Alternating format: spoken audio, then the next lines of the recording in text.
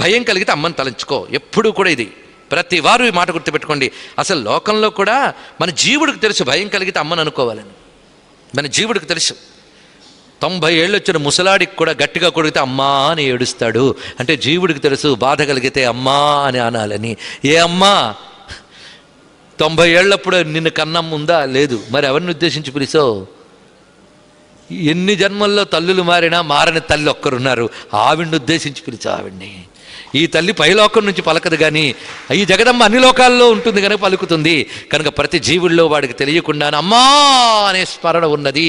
ఆ అమ్మా నడిచిన ప్రతిసారి ఈ అమ్మని తలంచుకోండి చాలు. అందుకే ఆపది కిం కరణీయం స్మరణీయం చరణ కమలమంబాయ.